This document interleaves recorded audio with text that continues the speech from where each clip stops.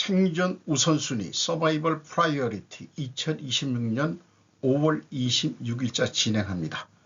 구독, 좋아요도 부탁드립니다. 오늘의 편집 내용 제목들입니다.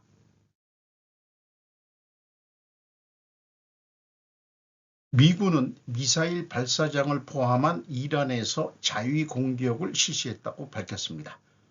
콘스탄틴 도로핀, 린제이 화이트 허스트, 뮤니르 아메드 3명의 기자가 AP에서 보도한 내용입니다. 미국 중부사령부 대변인 팀 호킨스는 성명에서 이렇게 말했습니다. 미군은 월요일 도널드 트럼프 대통령이 소셜미디어에서 협상이 잘 진행되고 있다고 말하면서도 미사일 발사장과 지뢰 배치 보트를 포함한 남부 이란에서 자위공격을 실시했다고 밝혔습니다. 이번 공격은 이란군의 위협으로부터 우리 군대를 보호하기 위해 이루어졌지만 군부는 계속되는 휴전기간 동안 자제력을 발휘하고 있다고 대위는 말했습니다. 이란의 위협과 이것이 협상에 어떤 의미가 있는지에 대한 구체적인 내용을 포함한 추가 세부 사항은 즉시 제공되지 않았습니다. 앞서 트럼프는 이란 전쟁을 종식시키기 위한 모든 합의에는 사우디아라비아와 파키스탄을 포함한 여러 추가 국가가 이스라엘과의 관계 정상화를 목표로 한 트럼프의 첫 임기에서 미국이 중재한 아브라함 협정에 가입해야 한다는 요구사항이 포함되어야 한다고 말했습니다. 트럼프는 파키스탄, 트리키에, 이집트, 요르단과 함께 사우디아라비아와 카타르를 이메디 서명해야 할 국가로 지목했습니다. 바레인과 아랍에미리트는 2020년에 처음으로 가입한 국가가 되었습니다. 이집트와 요르단은 이미 이스라엘을 공식적으로 인정하고 있으며 오랜 평화 조약을 맺고 있습니다. 튀르키예는 1949년에 처음으로 이스라엘을 인정했습니다. 일찍 인정을 한 거네요. 파키스탄의 전 주미 대사인 마수드 칸은 이 제안이 트럼프 목록에 있는 국가들에게 얼마나 실현 가능할지는 아직 지켜봐야 한다고 말했습니다. 이 단계에서 아브라함 협정의 발동은 이 문제가 의제에 포함되지 않았기 때문에 외교 및 중재 과정에 완전히 새로운 차원을 제공합니다. 라고 그는 말하며 트럼프가 유리한 협상을 위해 직면한 국내 압력을 지적했습니다. 그럼에도 불구하고 칸은 외교 경로는 여전히 작동하고 있으며 파키스탄이 그 중심에 있으며 지역 국가들의 지원을 받고 있다고 생각합니다라고 말했습니다. 이란과의 어떤 협상이 언제 어떻게 완료될지는 여전히 불투명합니다. 트럼프는 합의가 이루어지지 않으면 이란도 결국은 이루어지면 이란도 결국 협정에 서명할 수 있다고 제안했습니다. 이 협정은 트럼프 대통령의 첫 임기 동안 미국의 영향력으로 만들어진 일련의 외교, 경제, 안보 협정으로 원래 이스라엘과 아랍에미리트, 바레인, 수단, 모로코 그리고 최근에는 카자흐스탄 간에 체결이 되었었습니다. 그들은 중동과 북아프리카 국가들 간의 협력을 촉진하기 위한 노력으로 여겨졌으며 행정부는 그들이 부분적으로 이스라엘과의 완전한 관계를 향한 길을 열어가고 있다고 보았습니다. 이 사진은 아메리카 250 현충일 5월 25일이 미국 현충일인 모양입니다. 아브라함의 협정의 확대는 완전히 이스라엘을 위한 것일 수도 있고 중동의 안정에 이란이 순환양이 되는 일이기도 할 것 같습니다. 또한 IMEC 인도 중동 유럽 물류망 프로젝트로 중국의 1대1로에 대응하는 것이기도 하다고 합니다. 이란이 근데 병목이었죠. 이를 해결하는 것. 그래서 다들 파키스탄도 그렇고 이란이 그 중동에서 가장 핵심적인 문제 국가인데 이란이 순환양을 만들면은 중국의 1대1로를 대항하는 인도, 중동, 유럽을 잇는 경제 회랑을 만들 수 있다. 거기에는 꼭 이스라엘을 지나갈 수밖에 없는 거죠. 새로운 그 항로는. 국내에서 활동하는 타일러라고 그 친구도 이미 그런 것을 좀 핸들링 했는데, 근본적으로 이란 전쟁의 배경에는 이런 것들이 뻗어 있다, 깔려 있다, 이렇게 우리가 이해를 하게 됩니다. 결국은 중국 1대1로 죽이기다. 그것은 또 다른 말로 하면은 새로운 경제 활력을 얻기 위한 것이다. 러시아로부터 그 석유가 가는 유럽, 의존을 했던 유럽이 중동에서 다시 그 에너지 석유를 하는 것으로, 그것이 이스라엘을 통해 가지고 지중해 파이프, 지중 파이프라인으로 튀르키예는 그것이 자기네 나라로 지나가기를 바랬는데, 그게 안 되면 조금 갈등 관계가 또 일어날 것 같다, 이런 얘기도 이 전문가들을 통해서 얘기를 듣습니다. 대한민국의 주적은 질문에 답 못하는 여당 후보자들, 한국통일지방선거, 조선일보 5월 25일 일본판입니다. 꼭 이런 뉴스들을 국내 뉴스 그 헤드라인에는 못 보고 왜 야후 재팬에서 제가 볼 수 있는지, 그것이 영 불만입니다. 6월 3일 투개표가 예정된 한국의 지방선거에 출마한 더불어민주당 후보자들이 대한민국의 주적은 이라는 질문에 답변을 하지 못해 파문이 일고 있다. 야당 국민의힘은 선출직 공직자가 안전보장에 대한 생각도 표명하지 못하는 것은 국민을 속이는 것이라고 비판했다. 이에 대해 더불어민주당은 이분법적인 이데올로기 전쟁이라고 반박했다.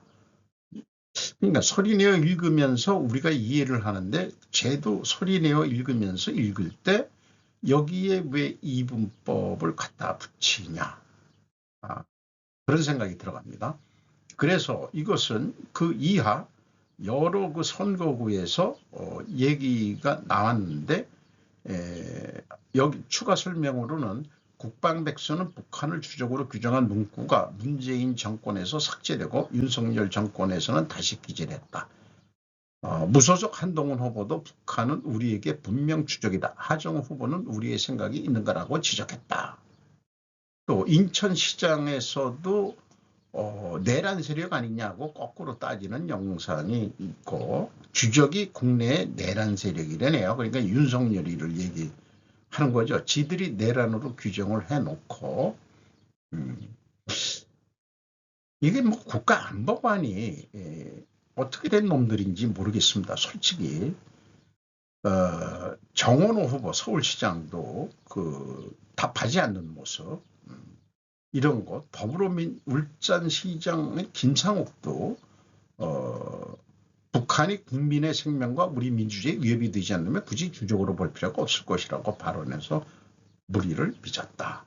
그러니까 김정은이는 적대적 두 국가라고 얘기해서 우리를 주적으로 확실히 표현하라고. 우리도 니들 남한 그 많이들 그 개그에서 남한 그 조무래기 새끼들 우리는 주적으로 지금 하는 거니까니, 니들도 우리가 주적 아니가대, 이렇게 헌법에도 반영했다는데요.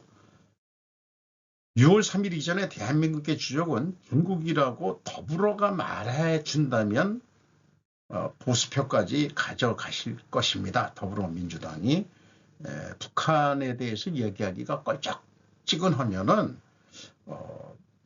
대한민국의 주적이 누굽니까라고 젊은 사람이 물어보면은 그건 중국이야, 이렇게 얘기하는 정치인들이 나와줘야 된다고 생각합니다. 환율 1500대 고공행진, 물가금리 복합 충격파, 송원화 세계일보 5월 24일.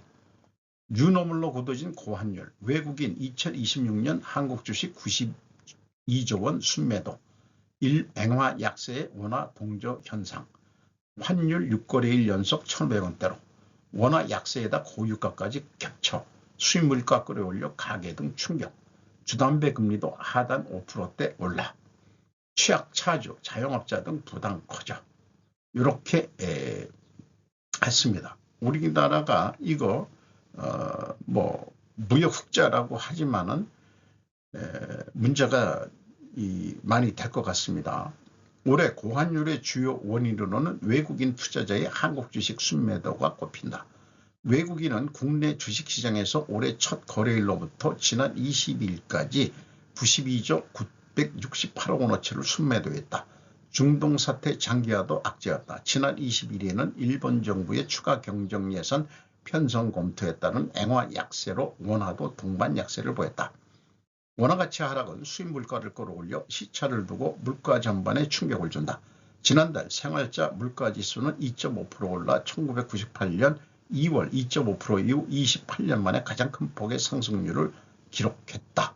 중동 사태가 해결되더라도 고유가가 빠르게 해소되기 힘들어 물가 안정은 당분간 이어질 전망이다. 요게 1530원까지 올라갔을 때가 1월 얼마라고 되어 있는데 다시 내려갔다가 지금 다시 올라가고 있네요. 아시아 최악체로 전락한 원화 1달러 1,500원 시대의 어두운 그림자, 시리즈로 낼 모양입니다. 중앙일보 일본판입니다. 이것도 경기 시흥에서 산업용 장비를 생산하는 중소기업의 김 대표는 애를 태우고 있다. 베어링과 고무 등 부품을 수입하는데 달러 강세 여파로 손실 규모가 커졌기 때문이다. 김 대표는 2달 전 수입 비용을 줄이려고 수입처를 중국으로 바꿨는데 원화가 위안화보다 떨어져 2억 원 가까운 손실이 났다. 1달러는 150원 시대가 이어진다면 버티기가 쉽지 않을 것 같다고 말했다. 원화의 실질 가치가 17년 1개월 만에 가장 낮은 수로 떨어진 영향이다. 국제결제은행 BIS는 25일 산출한 지난달 원화의 실질 실효 환율 2020년을 100으로 봤을 때 지수는 85.06이다. 지수가 낮을수록 그 통화의 실질 가치가 낮다는 의미다. BIS가 발표하는 64개국 중 한국보다 낮은 나라는 일본의 65.7개뿐이었다. 전통적인 통화 강세 조건은 갖췄지만 원화는 오히려 아시아 통화에서 최악체로 떨어졌다. 가장 큰 원인은 100조 원 상당의 외국인 자금 이탈이다. 외국인 투자자들이 한국 주식을 판 뒤 달러로 환전에 빠져나가며 달러 강세 압력을 키우고 있다. 실제로 지난해에는 개인 투자자와 기관 투자자의 해외 투자 확대가 원화 약세의 배경이라면 올해는 주체가 외국인 투자자로 바뀌었다. 공통점은 경상수지 흑자로 벌어들인 달러가 자본 유출로 상당 부분 상쇄되고 있는 점이다. 한국거래소에 따르면 외국인 투자자는 이달 들어 22일까지 40조 원 넘게 코스피 주식을 순매도했다. 연초부터 누적 순매도액은 93조 2235억 원으로 1년 전 13조 8112억 원의 6.7배에 이른다. 몇 개 코스피 상장회사 해보면 외국인 지분율을 쭉 제가 검색을 하고 있는데 많은 기업들에서 외국인 지분율이 좀 떨어진 거가 좀 나타나고 있습니다. 제가 앞에서도 얘기했지만 왜 이런 뉴스를 야후재팬에서 보게 만드냐. 네이버 국내 브라우저는 정부의 신뢰로 전락해서 정부 눈치 보는 언론들이 헤드라인에 잘 안 올리는 것 같습니다. 그러니까 안 올리는 건 아닌데 헤드라인에 올려야 일반 독자들이 보는데 야후재팬만 하더라도 그 보는 취향이나 이런 거를 알고리즘이 해서 그런 뉴스들을 당신한테 권하는 뉴스 이런 식으로 좀 올라오거든요. 근데 네이버가 그런 거를 헐래니까 지금 더불어민주당 아새끼들이 집단 방문을 해가지고 니들이 그러면은 여론을 조작할 수 있는 거 아닌가 배 이래 가지고 벌써 오랜 기억입니다만은 네이버의 실질적인 말하자면은 CEO인 누구죠? 그 사람이 그러면은 우리는 우리가 헤드라인에 올리는 그런 알고리즘 안 돌릴 테니까 언론사들이 자기네들이 올린 거를 우리는 그냥 올려주는 것만 하겠다. 이렇게 물러선 거죠. 근데 언론이 정부의 신여가 됐으니까 우리는 이런 뉴스들을 어디서 보냐. 그러니까 네이버가 소소하게 야후 재팬을 산 이유도 거기 있는 것 같아요. 한국 국민들한테 뭔가 보여줘야 되겠는데, 그래가지고 야후 재팬을 지금 네이버가 뭐, 근데 이것도 손정희한테 이제 그 경영권이 다 넘어갔다고 그러지 않았습니까? 어쨌든 한국 언론이, 외국 언론도 그렇습니다만은 일본판으로 많이 올리죠. 많이 진출해 있죠. 우리나라는 걔네들만큼도 만큼 많이 진출해 있는 것 같습니다. 더 좀 진출해서 일본판으로 좀 올려가지고 국내 네이버 브라우저에서 검색 안 되는 그런 뉴스들을 우리는 새롭게 봐가지고 세상 돌아가는 얘기를 객관적으로 좀 봐야 될 것 같습니다. 중국 주석, 파키스탄, 미 이란 중개평가 정상회담 협상 키맨도 동석. 지지통신 국제보도부 5월 25일. 베이징, 뉴델리 시사. 시진핑 중국 국가주석은 25일 방중한 샤리프 파키스탄 총리와 베이징 인민대회당에서 회담을 가졌다. 중국 외교부의 발표에 의하면 시씨는 미국과 이란의 전투종교를 위한 교섭을 둘러싼 파키스탄의 중개 노력을 평가했다. 회담에는 미 이란 교섭의 키맨인 파키스탄군 톱의 무니르 참모장도 동석. 파키스탄 측은 교섭의 현상에 대해서 동국의 안전보장이나 경제의 후원인 중국에 전했다고 보여진다. 시 주석은 회담에서 중동 지역 평화회복을 위한 파키스탄의 적극적인 역할을 높이 평가한다고 말했다. 또 함께 단독주의와 냉전사고에 반대하고 평등하고 질서 있는 세계의 다국화를 추진해야 한다고 촉구했다. 샤리프 씨는 중국 측이 파키스탄에 의한 교섭 중개를 지지하는 것에 대한 사의를 표명, 중국과 밀접하게 제휴해 함께 세계의 평화에 안정에 공헌할 용의가 있다고 응했다. 단독주의와 냉전사고 반대는 미국을 겨냥한 말이고 다극화되었을 때 자신들이 패권국이 되겠다는 뜻이나 마찬가지로 저에게는 들립니다. 전기가스비 5천행 지원 추경 3조엔 규모 다카시 총리 표명. 지지통신 정치부 5월 25일. 다카시 산하의 수상은 25일 중동 정세에 따른 고물가에 대응하기 위해 2026년도 추가 경정 예산을 편성해 다음 주에도 국회에 제출한다고 표명했다.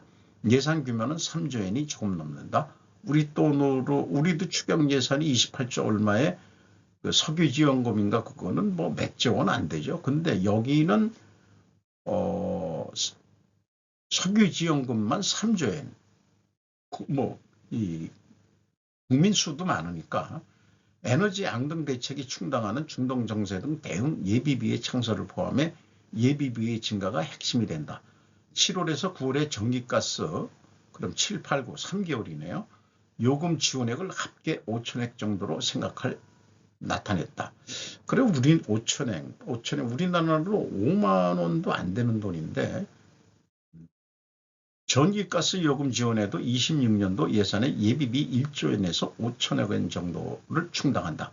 26일에 가기 결정한다. 수상에 의하면 지원 실시 후에 요금 수준은 작년 여름을 밑돌 전망이라고 한다. 추가 경정 예산안에서 중동 대응 예비비에 더해 26년도 예산의 예비비를 1조엔으로 복원, LP가스, 프로판가스 이용자를 지원하기 위해 중점 지원 지방교구금도 추가 조치한다. 수상은 보정 편성의 수반에 특례 공채, 적자 국채 추가 발행 방침도 나타냈다. 2025년도분의 특례 공채 중 세수나 세외 수입 증가로 인한 3조엔분이 발행 불필요가 될 전망이 있기 때문에 25년, 26년도를 통한 총액은 늘리지 않고 대응할 수 있다고 설명했다. 또 석유 공급과 관련해 내년 봄까지 안정적 공급을 확보할 수 있다며 나프타에서 유리한 석유 제품은 해를 넘겨 공급 지속이 가능하다고 말했다. 예년에 실시하고 있는 에너지 전략의 호소는 금년도 실시할 생각을 나타냈다. 5천엔 지급 방법이 저는 개인적으로 궁금합니다. 한국처럼 귀찮게 신청에 의한 지급인지 나는 신청이라는 명칭에 거부감이 있습니다. 요구가 적절하며 통장 있는 사람은 자동 입금 안 되나 이런 한 10만 원 돈 준다고 그러더라고요. 2차 하는데 저희 그 어부인께서는 그런 뭐 여성들 아줌마들은 발빠르게 달려가 가지고 하는 모양인데 뭐 언제까지 신청하는 건지 모르지만은 뭐 시간 나면 가서 또 좀 발걸음을 해야 되겠죠. 뭐 그것도 못 받아 먹으면 또 병신가. 아니 병신은 아니지. 안 받아 먹어 그냥 제가 그냥 저는 자존심이 안 받아도 모르겠습니다. 10만 원이라는 그 유혹이 내가 상위 30%라고 고유가지원금 지급기준 불만 속출. 강소진 강원일보에서 했습니다. 군인 직장인 등 형평성 논란. 개인소득이 아닌 가구 단위로 심사하고 지급기준이 특정 시점인 3월 건강보험료로 한정되는 등 지난 정책들에 비해 지원 문턱이 대폭 높아지면서 비대상자가 늘기 때문이다. 가구 단위 소득 합산에 따른 불만도 크다. 지난 1월 춘천에서 취업한 남호 씨 26세는 월급 230만 원을 받고 있지만 주민등록상 부모님의 건강보험 피부양자로 등록돼 있어 가구 합산 소득으로 잡혔다. 이로 인해 나 씨의 4인 가구는 3월 건보료가 기준치인 39만 원을 초과한 51만 원으로 산정돼 지원금을 받지 못했다. 나 씨는 200만 원 초반 월급이 어떻게 상위 30%인지 의문이라고 말했다. 정부는 고액자산가 배제 기준을 재산세 과세 표준 12억 원, 시세 30 내지 40억 원 수준 또는 금융소득 2천만 원 초과 가구를 제외했다. 하지만 이 기준에 따르면 수십억 원대 부동산이나 9억 원 수준의 예금을 보유하고 있어도 근로소득이 없어 건보료가 낮으면 지원금을 받을 수 있게 된다. 이 같은 선별 지급 방식을 두고 온라인 커뮤니티 등에서는 지원금 비대상자임을 인증하거나 지원금을 받는 사람은 흑수저인가 등의 불만이 있더라. 그러니까 그거를 뭐라 그러나요? 좀 비꼬는 거죠. 그런 거죠. 내가 비대상자니까 나는 잘 사는 사람이다. 오히려 비꼬는 것 같습니다. 한편 신청 첫 주 우유일제가 마감된 22일 밤 12시 기준 강원 지역 전체 지급 대상자 111만 7,847명 가운데 76.33%에 해당하는 87만 6,170명에게 총 1,889억 원이 지급됐다라고 소개를 하고 있는데 일주일 만에 거의 뭐 76. 그러니까 나머지 저는 4% 강원도민한테 격려를 보냅니다. 천천히 또 뭐 안 주겠다는데 안 받는 것도 병신이니까 그냥 천천히 받으러 가시기 바랍니다. EV 혁명의 그늘에서 진행되는 조용한 자석전쟁, 사가와 마사토 박사의 발명과 중국이 잡은 히토류 패권, AI, EV, 로봇, 풍력 발전, 현대 문명은 전동화 시대로 접어들었다. 그러나 그 문명의 심장부를 움직이고 있는 존재를 아는 사람은 의외로 적다. 네오디움 자석이다. 1982년 일본인 연구자인 사가와 마사토 박사가 발명한 NDFE-B 자석, 네오짐 자석은 인류의 에너지 효율을 근본부터 바꾼 역사적 발명이었다.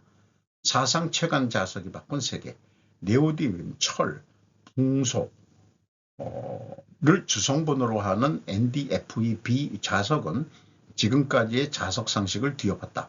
기존 페라이트 자석은 저렴하지만 자력이 약하다.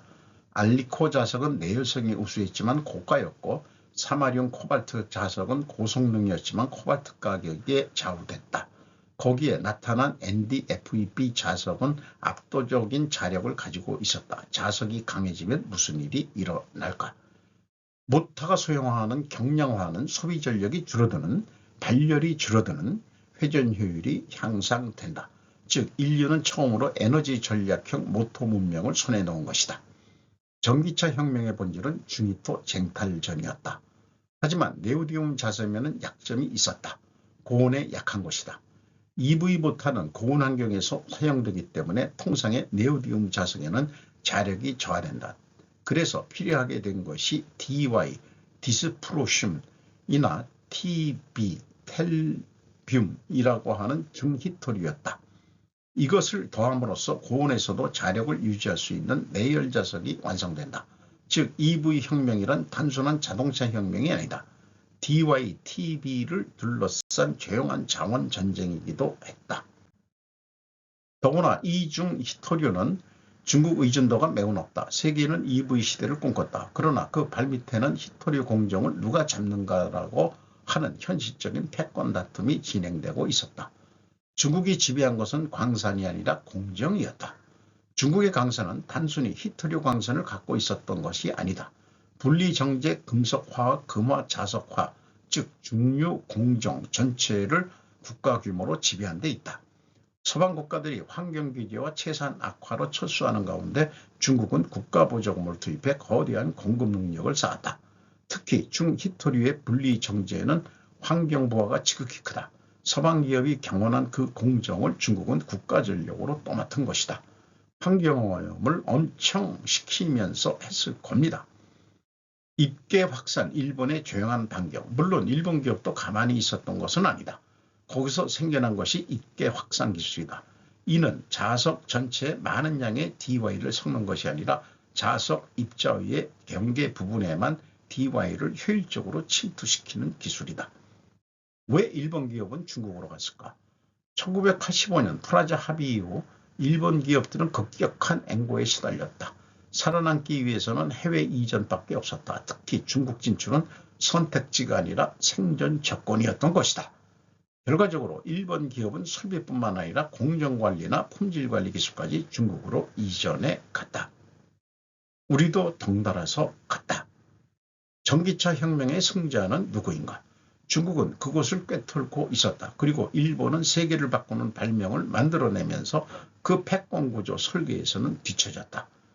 AI, EV, 로봇, 드론, 군수, 풍력 발전, 이 모든 것이 고성능 자석이 필요로 한다. 그 뒤편에는 DY나 TB를 둘러싼 조용한 쟁탈전이 계속되고 있다. 히토류란 단순한 자원이 아니다.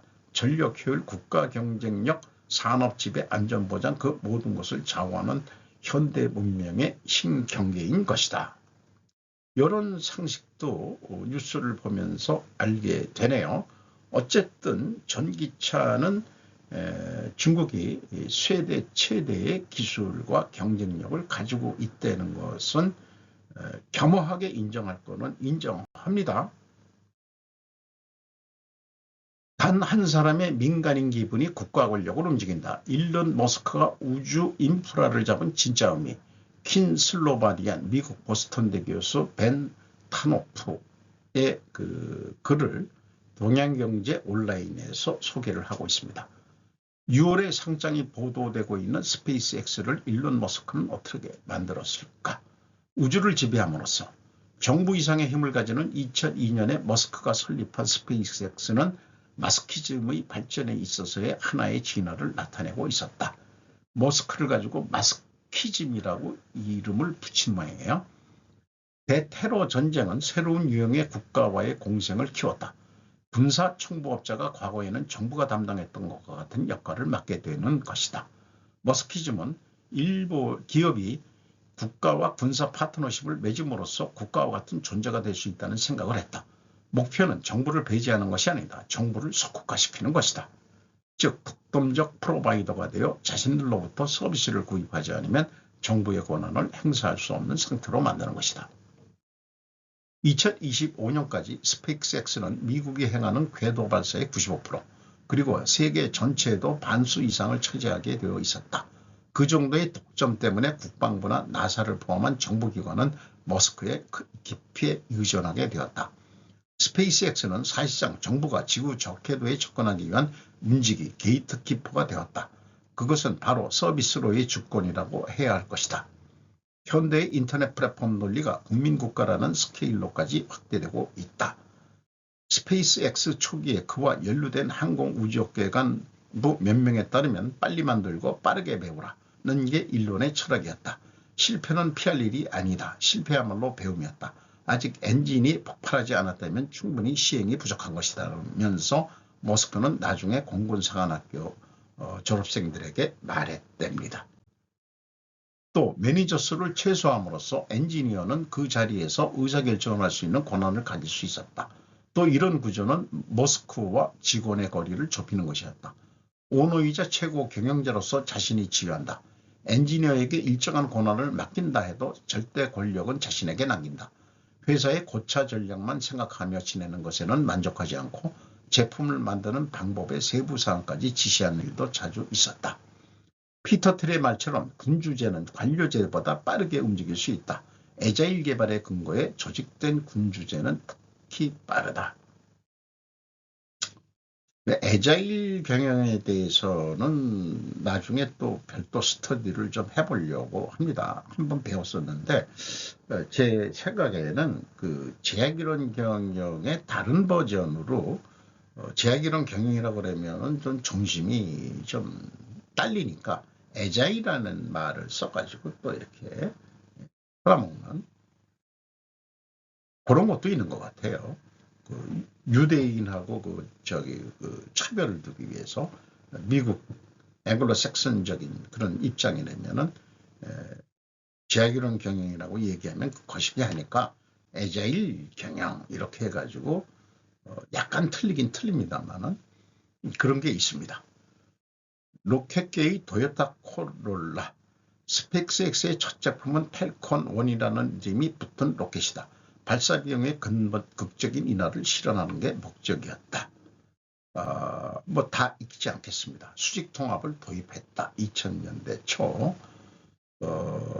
그리고 그 수직 계열을 했는데 스스로 만들자면 저 낡은 가격 체계에 묶인 채로 된다. 부품 공급 뭐 이런 거 넣고 납기도 넣고 하니까 직접 만들어서 하자. 뭐 이런 거.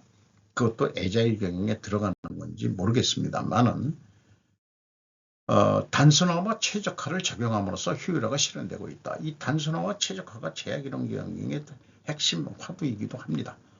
밤하늘을 올려다보면 거기에 머스크의 인공위성이 있다. 이렇게 그 소제목의 내용이 있고요.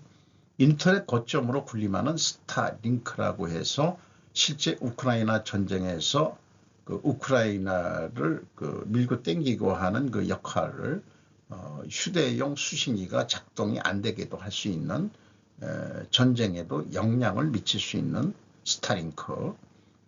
우리나라도 서비스를 하겠다고 지금 들어왔다는데 그런 뉴스들은 좀 어떻게 되는지 모르겠네요. 그리고 그 스타링크의 군사판 스타쉴드 개발을 그 스페이스X와 그 계약을 맺은 바가 있답니다. 미국 정부는. 그리고 하나뿐인 민간인의 기분이 국가 권력을 움직인다. 좀 비판적인 표현을 하고 있습니다. 실질적으로 그 스페이스X라든지 그 다음에 팔란티어라든지 그런 전통적인 그 군산 업체를 넘어서 새로운 신흥 그 정보통신 계통이나 이런 계통이 그 신흥 그 군산 복합체로 올라서고 있는 어떤 상징적인 그런 시대의 변화라고 생각이 들어갑니다. 템플릿 재료입니다. 오늘도 좋은 하루 되시기 바랍니다. 굿나잇.